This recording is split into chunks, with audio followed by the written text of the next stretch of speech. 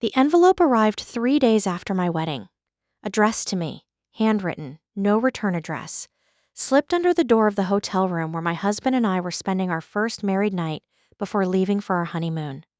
I opened it, assuming it was a late card from a guest. Inside was a single page. A photocopy of a legal document, folded twice, with a handwritten note attached that said only, "You should know what happened while you were dancing." The document was a deed of gift, signed by my father, transferring his lake property. 43 acres on Lake Norman, North Carolina, currently valued at approximately $900,000. The property I had grown up swimming in every summer. The property he had told me, specifically in front of witnesses, on more than one occasion, that he intended to leave equally to my brother and me, to my brother Daniel alone. Dated the day of my wedding, at 7:43 p.m. My ceremony had started at 6 p.m. My first dance had been at approximately 7:30. My father had apparently slipped out of my wedding reception during, specifically, the first dance, driven to a notary's office, signed away $900,000 of property that I had been told was mine to share, and returned before the cake was cut. I sat on the hotel bed, and I read that document 3 times. And then I looked at my husband, Daniel, who was looking at me with the expression of someone who has just watched something land on a person they love and is waiting to understand what it is. "We need to call a lawyer," I said. Before the honeymoon. Before I tell you what the notary's records revealed, and what my father's estate attorney had been sitting on, uncomfortably, for almost 2 weeks before the anonymous envelope arrived. Tell me, where are you watching from right now? What time is it where you are? I read every comment, and I want to know. And I want to be clear before we continue. This is a work of fiction, written for entertainment. The names, the people, the events. None of it is real, and any resemblance to anyone living is entirely coincidental. My name is Megan Walsh. I'm 30 years old, and 3 weeks ago I married a man named Patrick. Kind, steady, the sort of person who, when his new wife sits on a hotel bed at 11 p.m. on their wedding night, reading a legal document with an expression he's never seen on her face, puts his hand on her shoulder and says, simply, "Tell me what you need." My father, Richard Walsh, was 63. A retired contractor, self-made in the specific way of men who started working at 17 and never stopped, who had built his wealth slowly across 4 decades of physical labor and careful, patient real estate investment. The lake property was his most significant asset. He had bought the land when I was 4 years old.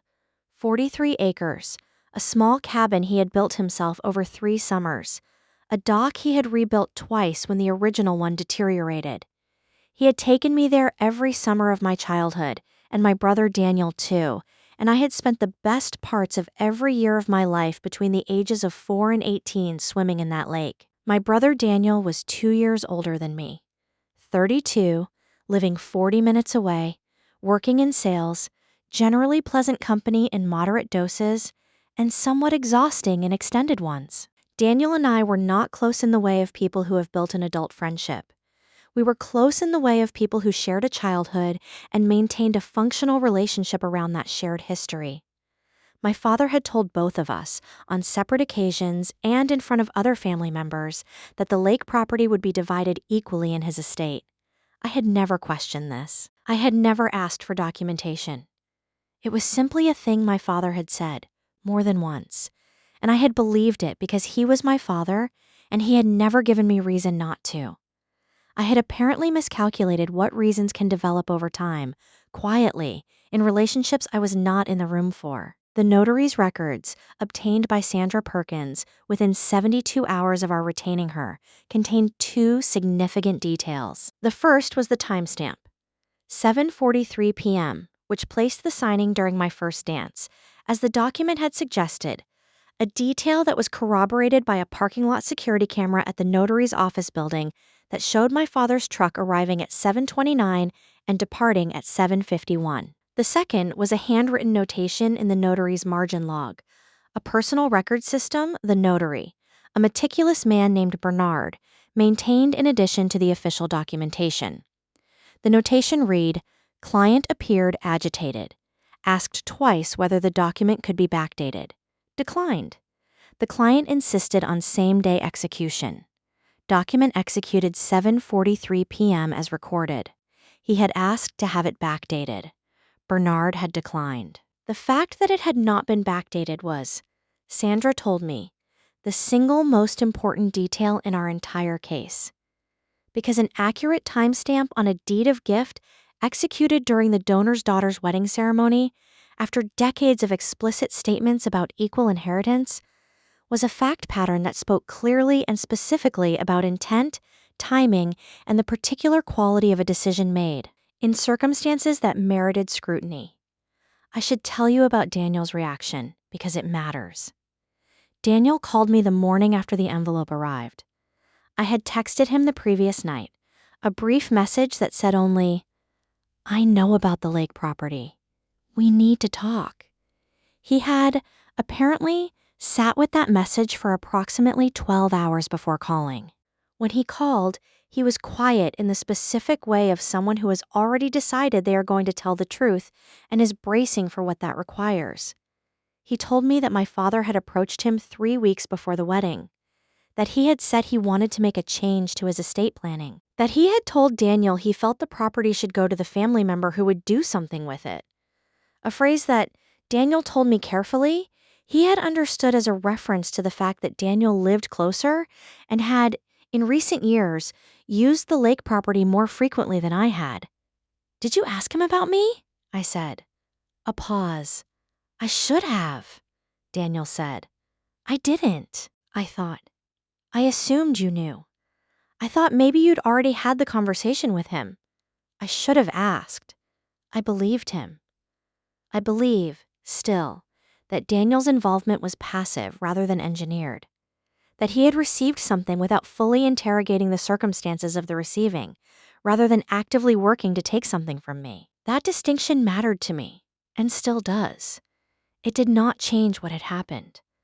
The legal challenge was, Sandra told me, viable on 2 distinct grounds. The first was undue influence, the timing of the transfer, the agitation the notary had observed, the explicit prior representations about equal inheritance, the execution during a high emotional significance event, all contributed to a fact pattern that a court could find consistent with a decision made under circumstances that compromised genuine free choice. The second was breach of a prior agreement. In jurisdictions that recognize promissory estoppel, my father's repeated, witnessed statements about equal inheritance constituted representations I had relied upon, and a last-minute transfer to the contrary, executed covertly during my wedding ceremony, potentially gave rise to a legal remedy. Sandra filed a formal challenge. My father retained his own attorney. A conversation that produced, apparently, a significant amount of family conflict that I was not directly present for, but that Patrick reported, based on conversations with his own family, who knew mine, was considerable. 3 months of legal process. 3 months of a father and daughter not speaking directly, communicating through attorneys, sitting with the specific, irreversible awkwardness of a relationship that has been permanently altered by something that cannot be undone. And then, one Tuesday morning, Sandra called me. My father had agreed to a mediated settlement. The deed of gift would be voided. The lake property would be transferred back into his estate with a documented, legally binding equal inheritance provision. Not a verbal statement this time, not a promise at a family dinner, but a formal testamentary instrument that Sandra's office would hold a copy of. My father's attorney had told Sandra in the settlement conversation that my father had said, and this was the detail I sat with for a long time afterward. I don't know what I was thinking. I really don't know. Patrick and I went to the lake property in September, our first time there as a married couple, 2 months after the settlement. My father was there when we arrived, sitting on the dock in the particular late afternoon posture of a man who has decided to be present somewhere before he fully knows what to say when the person he is waiting for arrives. He stood up when he saw me. He said, "I'm sorry." I looked at my father, At the dock he had rebuilt twice. At the water that looked exactly as it had looked every summer of my childhood. At a man who had made a decision I still did not fully understand, and who was, underneath that decision, still the person who had brought me here every summer for 18 years and taught me how to swim. I know, I said. We sat on the dock together for a while. Patrick gave us space, which was exactly the right thing. My father and I didn't resolve everything that afternoon. Some things don't resolve in a single afternoon. But we sat with the lake and the late September light and the particular silence of two people who have decided, for now, to still be family. And that was, for then, enough. Do you think I was right to accept the settlement rather than pursuing the full legal challenge? Or would you have taken it all the way to court? Let me know in the comments. I read every single one. And if this story moved you, subscribe to the Family Ledger for a brand new story every single day. Hit that bell. You do not want to miss what is coming next.